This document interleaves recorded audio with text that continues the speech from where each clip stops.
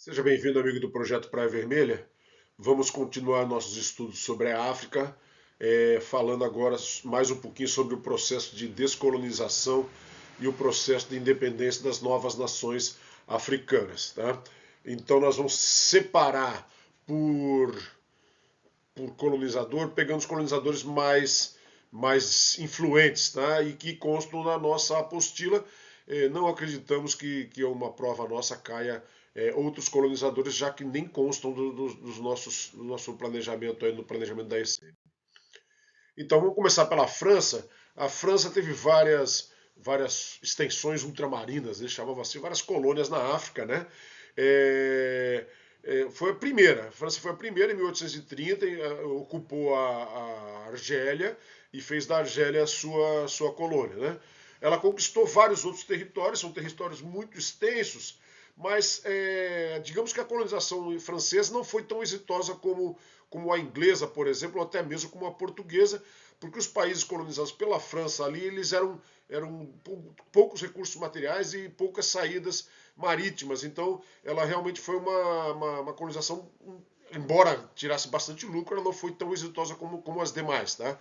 Então, a política colonial da França era muito centralizadora, ditada a partir da França. Então, os governos que estavam nas colônias, elas tinham uma autoridade bastante restrita. Tá?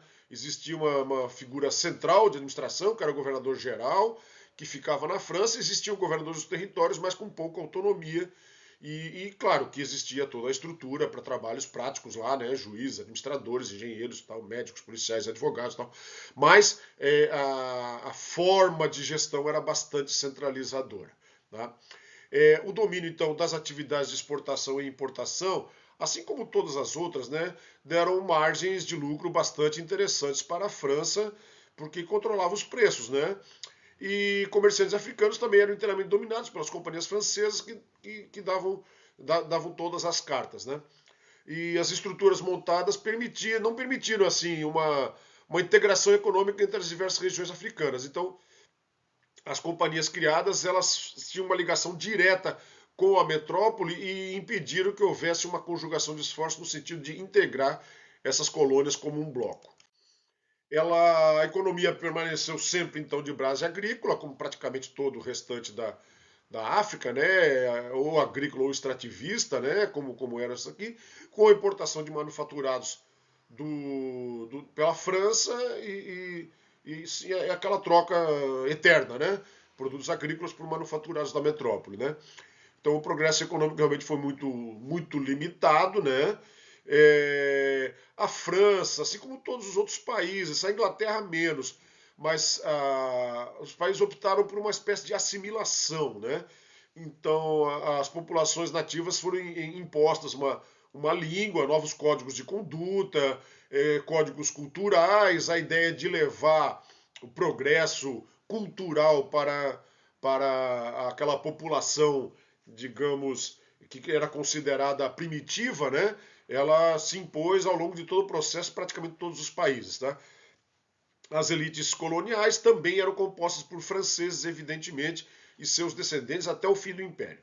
Bom, em razão dessas imposições francesas, talvez em razão disso, muito provavelmente em razão disso, logo após o processo de descolonização, de independência, né, não se conseguiu fazer uma comunidade francesa de nações como os outros países conseguiram. Então, aparentemente, houveram bastante ranços e aversões por parte dos colonizados, e esse processo ele não foi exitoso, apesar de algumas tentativas. Então, já a Inglaterra, ela já teve uma colonização, algumas particularidades diferentes da França. Tá? A Inglaterra começou mais tardiamente, começou na década de 80 do século XIX, 1882, começou pelo Egito, tá? E do Egito ela partiu para o sul, ocupando o centro, chegando até a África do Sul. Tá? Então ela ocupou toda a faixa central e oeste, quase todo o oeste, com exceção de algumas possessões do litoral, a história então do Cairo ao Cabo, né? A administração inglesa já era mais indireta, então ela usava as elites locais para controlar as suas próprias populações, né? Embora evidentemente foram muitos ingleses para lá, dentro daquele projeto de transferência de mão de obra, de excedentes da Revolução Industrial e tal. Então, isso continuou, né? Então, mas as elites locais participavam mais ativamente da administração, tá? E ela ocupou territórios potencialmente mais ricos, ou seja, ela teve um retorno mais interessante do ponto de vista econômico. Ali tinha algumas rotas marítimas, então ela realmente teve um êxito maior, tá? A administração local cabia ao governador, tá? Em alguns momentos ele chegou a ser negro. Havia uma preocupação também com a educação, né? Usando a religiosidade como educação, em particular a região protestante, né? A estrutura de ensino bastante semelhante ao que os portugueses fizeram no Brasil, inclusive, tá? Os ingleses usavam também uma política diferenciada, tá? Que pretendia não proteger, entre aspas, né? As suas sociedades das outras civilizações, das outras sociedades, porque realmente os conflitos tribais ainda continuavam intensos, então a Inglaterra usava as suas forças também para preservar esses domínios de outras forças que tinham interesse nas suas regiões, tá? Então, e aquele ideal de civilizar, entre aspas, as populações nativas, ele foi bastante similar ao ideal francês, tá? Mas o domínio da população usando a própria estrutura do poder local, o que é bastante diferente, né, em efeitos práticos, né? Porque criou-se uma elite local com mais força, né? Então essa política ela proporcionou algumas transformações nas suas colônias, né? E gerou até uma certa prosperidade, digamos assim, até mesmo por causa da construção de uma estrada de ferro que ia lá do extremo sul do continente ao extremo norte. Assim, várias gerações de líderes africanos foram formados em colégios, universidades, né, inclusive indo para a Inglaterra, né, e a Inglaterra sempre procurou aplicar capitais excedentes na estruturação, numa infraestrutura de transporte que viabilizasse as atividades comerciais. Os ingleses sempre foram experts nisso, né? E viabilizando o mercado externo de extrativismo mineral e agrícola, da mesma forma que a França também tinha essa intenção, né? Estabeleceu, então, domínio sobre portos, sobre bases comerciais, o comércio cresceu, então se a gente vai ver nos mapas depois, de uma maneira geral, as colônias que foram inglesas tiveram um desenvolvimento econômico razoável, mesmo sendo colônias, né? Agora, prejuízos, evidentemente, né? Muitos prejuízos, né? A Inglaterra tentou industrializar, ou melhor, aumentar a produtividade nas propriedades agrícolas, então o sistema de plantation, né? Então muitos povos que tinham suas pequenas propriedades foram expulsos dela, né? A ideia era exportação realmente, ganhar dinheiro com isso, né? Então isso desestruturou sistemas locais, famílias, comunidades, tribos, aldeias, né? E como em todas as colônias que a gente viu, tá? E o processo de descolonização das colônias inglesas foi bem mais facilitado, tá? A Inglaterra, logo após a Segunda Guerra, ela evidentemente perdeu forças, assim como a França e todas as outras metrópoles europeias, e não colocou dificuldades na independência desses seus países, tá? De uma maneira geral foi bastante pacífica, inclusive lá na Austrália, né, que não faz parte do nosso estudo atual, mas esses países, inclusive com esse processo e com essa assimilação, com essas lideranças, essas negociações, redundou numa comunidade de países de língua inglesa bastante interessante, né, que é a Commonwealth, comunidade britânica, que até hoje é coesa e representa cerca de 30% de todo o comércio mundial. Somente abrindo um parêntese aí com relação à comunidade britânica, esse mapa deixa bem claro quais são os países que a compõem. Uma curiosidade, tá? Das ex-colônias britânicas, somente os Estados Unidos e o Zimbábue que não participam da comunidade. Os Estados Unidos porque não quis e o Zimbábue porque foi expulso em razão da falta de democracia. Tá? E dos países que participam ainda existem países que não eram colônias inglesas, como Moçambique e Ruanda. Tá? Então, essa comunidade é bastante coesa, bastante forte e traz, a princípio, bastante benefícios para esses países. Tá? Portugal, como nós sabemos, foi o primeiro país a chegar na África, né, iniciando aquelas expedições já no século XV. O primeiro domínio português foi de Ceuta, ali bem próximo ali, dá para ver o mapinha ali, ó, bem próximo ali da Espanha, né, no Estreito de Gibraltar. Ali foi o primeiro domínio português e depois Portugal foi descendo para o sul. Mas não dá para chamar de colonização, né? Portugal tinha um projeto de se estender e comercializar, né? Então, adquirir pedras, especiarias e tal, mas o que se mostrou mais lucrativo realmente foi o comércio de escravos, tá? Então, nas colônias, que foi posteriormente colonizado, foi colonizado também a partir do século XIX, igual às outras, tá? Aí sim se desenvolveu uma elite, mas só lá pelo século XIX, da mesma forma que os ingleses, os franceses, belgas e tal, até ali não havia uma penetração, haviam as feitorias e havia a comercialização com as lideranças tribais africanas. Né? É difícil até explicar por que o interesse de Portugal foi tão forte com relação às suas colônias, a sua colônia na América, e menos intenso com relação às suas colônias africanas ao longo de 3 séculos. Né? O fato é que a ideia sempre foi, evidentemente, tirar o maior lucro possível. Né? Então, a colônia no Brasil ela se mostrou, de uma maneira geral, mais lucrativa. E o tráfico de escravos também se mostrou mais lucrativo.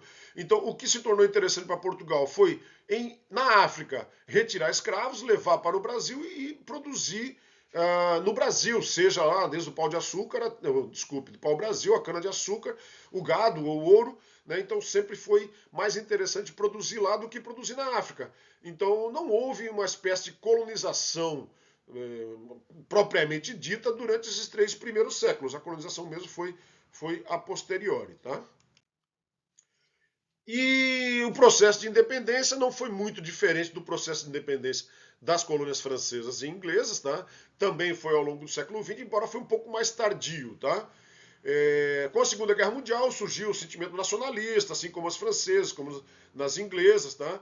As potências passaram a influenciar, e até não falei sobre isso nas inglesas e nas francesas, mas Estados Unidos e União Soviética se meteram muito e eram favoráveis a esse processo de emancipação por seus interesses, seja geopolíticos, seja econômicos, seja em poder de influência, né?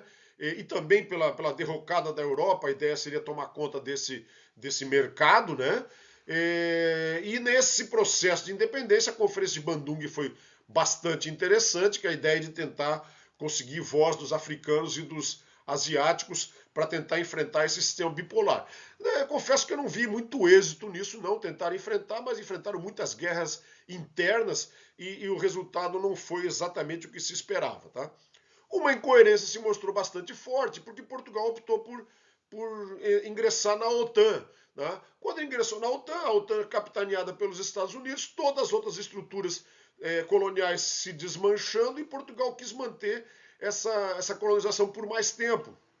De uma forma assim, que me parece incoerente, olhando agora com o olhar atual. Né? Mas a ideia de Portugal é que Portugal era uma nação única, em vários continentes, em várias culturas, policultural e tal, e queria manter essa estrutura. Né? E manteve por mais de cerca de 20 anos, não sei se isso deu lucro não, acho que no final das contas muito mais gastava-se com a preservação de estruturas de forças armadas nas colônias do que se trazia direito isso, trazia dinheiro com isso. Tá? Então, durante mais de uma década, 2 décadas praticamente, as guerras de libertação, chamadas assim pelos países africanos, elas detonaram a economia portuguesa, e isso não contribuiu em nada essa tentativa de preservação do império. Diga-se, acrescente-se que evidentemente Portugal estava sob uma ditadura do governo Salazar e não havia muito pitaco, né, para se fazer. Né? E coincidentemente as independências dos países ocorreram logo após a queda de Salazar. Então isso aconteceu assim, logo após a Revolução dos Cravos, né? O Salazar saiu e houve uma mudança total do rumo político de Portugal com relação às suas colônias. Então, esses países que eram colônias portuguesas iniciaram esse processo de libertação a partir da década de 60 com as guerrilhas, mas acabaram obtendo êxito então na década de 70. Né? Vamos batendo ponto a ponto aí. Em Cabo Verde havia uma força de guerrilha chamada Partido Africano da Independência de Guiné e Cabo Verde. tá? Que contribuiu para... lutou e acabou conseguindo esse êxito em 1975. Foi montado um governo de transição, composto por portugueses e cabo-verdianos. Essa foi uma tônica no processo de descolonização portuguesa, o que trouxe bastante, tentou se impor a paz aí com esse processo de transição. Tá? Então, isso foi feito em Cabo Verde, e isso também foi feito na Guiné-Bissau, também pela influência desse mesmo grupo de guerrilha. Tá? Só que, na prática, na Guiné-Bissau, depois houve muitos atritos entre eles. Tá? Então, conflitos étnicos rivais, protagonizados também por União Soviética e Estados Unidos, com seus interesses voltados aí. Então, o processo, embora foi exitoso com relação ao Portugal, não foi exitoso posteriormente com as lutas internas. São Tomé e Príncipe não foi muito diferente, embora a radicalização do movimento fez com que os portugueses saíssem. Tá? Você pode achar que isso não é um fato tão marcante, mas porque quando os portugueses saíram, eles tiram suas economias, seus instrumentos, suas construções, suas obras, né? E o país paupérrimo, já era paupérrimo, era uma colônia, sem uma infraestrutura adequada, sem os recursos dos portugueses, dos homens brancos que moravam ali, ele não teve condições de prosperar. Tá? Então isso foi uma tônica em países onde o movimento se radicalizou, porque a radicalização levou os portugueses a ir embora e levarem suas economias, seus dinheiros, e não restaram recursos para que o processo de independência foi exitoso, mas as economias pudessem desenvolver após esse processo de independência. Isso também aconteceu na Angola, mas na Angola a coisa foi mais complexa, foi bastante mais bélica, né? Então tinham 3 movimentos, um apoiado pela China, um apoiado pela Rússia, pela União Soviética, outro pelos Estados Unidos, com a participação também da África do Sul e seus interesses. Tá? Então, esses movimentos eles guerrearam muito entre si, e Portugal basicamente ele abandonou. Né? Foi feito um governo de transição, mas bem aos poucos. Os portugueses também foram todos embora, levaram suas economias, mas o problema é que Angola tem um problema mais forte, que por incrível que pareça é um problema. Angola é um país muito rico, tem muito petróleo, tem muito ouro, tem muito diamante, tem muitos outros minérios, então tem muitos interesses internacionais. Então as guerrilhas foram muito mais fortes e muito mais aprofundadas em razão desses interesses, e a pacificação só veio lá no século XXI. Tá? Então foram pelo menos 30 anos aí de guerra, inclusive foram forças brasileiras lá, né? E bastante complicado esse processo pós-independência da Angola. Tá? Moçambique não foi muito diferente, também havia um grupo com apoio comunista e um grupo com apoio norte-americano, Frelimo e Renamo. Tá? Também foi no 1975, todos eles foram nessa mesma época. Tá? E também foi radical, também os portugueses foram embora e levaram suas economias. Tá? E aí também, posteriormente, não tinha recurso, implantou-se uma ditadura socialista e só foi pacificar aí lá no final do século XX, também com uma eleição que pode ter sido ainda forjada, e o país está aí até hoje bastante pobre em razão desse processo pós-independência também, antes pela colonização e pelo processo pós-independência. Então, o que acontece é que Portugal conseguiu ainda estabelecer relações com esses países por intermédio da CPLP, né, que nós conhecemos, Comunidade de Países de Língua Portuguesa, onde o Brasil faz parte e comercializa bastante, está sendo bastante exitoso nos últimos anos essa associação. Tá? Existe também, é interessante distinguir que é diferente, há uma comunidade chamada de Países Africanos de Língua Oficial Portuguesa. Tá? Então, essa relação entre os países lusófonos é bastante interessante, e o Brasil tem participação efetiva nesse processo aí. Tá? Em particular com o crescimento comercial e de relações diplomáticas, principalmente a partir do século XXI. A África do Sul passou por um processo diferente. Ela já foi independente já em 1910. né? Então tem várias décadas a mais do que os outros países como independente. Tá? Mas ela foi independente, mas os poderes continuaram nos ingleses, a minoria branca que permanecia no país ditava as regras, controlava a força, né? E os negros estavam submetidos ao regime de apartheid, conhecido por nós todos. Né? Então, o regime de apartheid bastante. Se vamos deixar para lá sem comentários, né? Obrigava passaporte de negros para transitar em determinados locais, proibição de enriquecimento dos negros, proibição de adquirir terras. Então não havia mobilidade nenhuma por parte dos negros, devido totalmente controlados à força pela elite branca. Tá? Isso passou a ser questionado ao longo do tempo. Tá?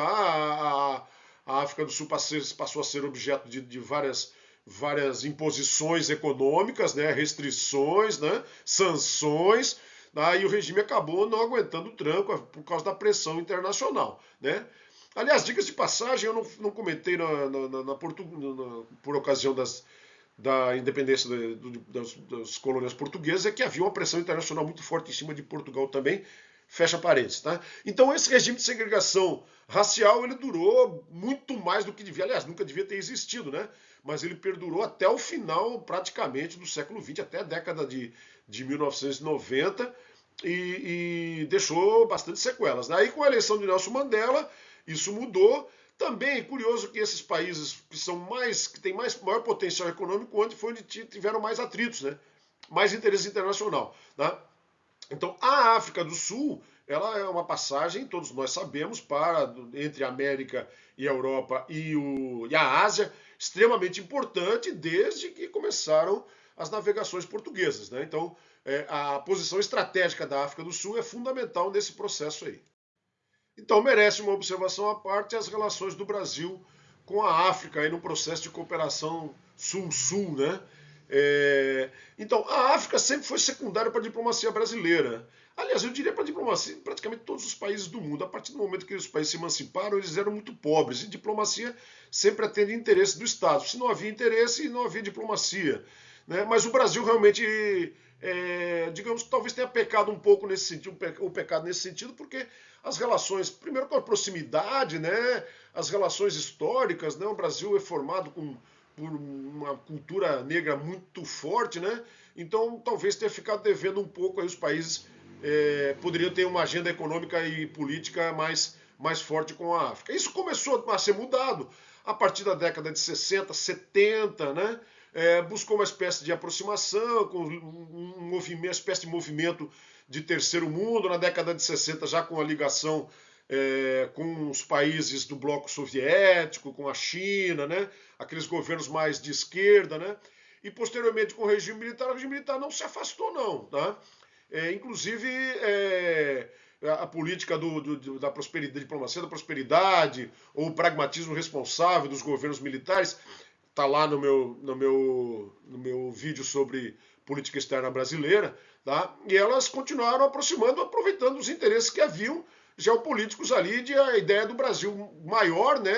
Essa ideia do governo militar de tornar o Brasil uma potência, ampliar sua influência sobre os países africanos, foi um projeto do regime militar e inclusive bastante audacioso em algum momento, porque condenou o regime de apartheid veementemente, né? Reconheceu um governo marxista da Angola, foi o primeiro país a reconhecer, né? E participou de várias aproximações com foros multilaterais com a África e uma política bastante interessante. Essa política cresceu a partir da década de 90, com os governos de Lula, Dilma, e desde o Fernando Henrique, né? Coincide também com um relativo crescimento econômico, aumento de interesses financeiros, evidentemente, tá? Interesses políticos e interesses financeiros, né? Então, os países já independentes começaram a ter uma certa prosperidade, começaram a explorar também as riquezas, muitas coisas interessavam para o país, porque havia uma certa conjugação econômica, aí, uma certa troca de interesses. Tá? Então, várias associações, a criação da comunidade de língua portuguesa, a ascensão de Nelson Mandela, tá? A queda do apartheid, a coisa ampliou, ficou mais facilitada. Tá? O Brasil começou a enviar forças de paz, inclusive mandou várias forças de paz, até hoje tem remetido forças de paz sobre a égide da ONU para lá, né? E as relações do Mercosul com a África também foram prioritárias, tá? Então, essas relações políticas elas continuam se ampliando, tá? Várias iniciativas com empresas tipo Vale, Petrobras, Odebrecht, a participação do BNDES, nós já vimos aí aqueles escândalos do BNDES, ou não, escândalos, depende do ponto de vista, né? Dos investimentos do BNDES em países, inclusive africanos, né? Parceria Brasil-Angola, Brasil-Cabo Verde, Brasil-Argélia, tá? Países com reservas de petróleo, onde a Petrobras investe, relações do IBAS, Índia, Brasil, África do Sul, tá? Também de caráter bastante interessante, BRICS, onde entra a África do Sul, então o intercâmbio comercial com a África do Sul ampliando, embora ainda seja bastante incipiente, tá? Mas agora tem que registrar aí a iniciativa do governo atual, que imagina apoiar a agricultura africana com a tecnologia brasileira, uma atitude que pode ser, na minha opinião, uma espécie de tiro no pé, que você vai criar, mas não deixa de ser uma atitude bastante, você vai criar concorrentes, mas não deixa de ser uma atitude bastante interessante no sentido de minimizar o sofrimento daquelas populações, tá? E é uma atitude diplomática de aumento de influência, uma cartada, vamos lá, eu considero questionável, mas é deveras interessante. E o Brasil também. Então, tem acordos bilaterais com várias. Está crescendo a cada ano acordos bilaterais, acordos militares, né? Tropas indo para lá, tropas vindo para cá, oficiais estudando aqui. A gente vê aí nos nossos cursos aí na ISAO, na ICM, na AMAN, países africanos mandando seu pessoal sendo formado e aperfeiçoado aqui conosco, tá? Então, essas relações que já têm raízes históricas bastante profundas, estão se aprofundando e podem escolher dar frutos interessantes para os dois lados. Ok, gente, o vídeo ficou um pouco longo, mas o assunto é bastante interessante, talvez seja importante para os nossos objetivos e pode cair um assunto desse na prova porque está pipocando. Beleza, gente? Até por enquanto é isso. Obrigado por ter ficado comigo. Forte abraço.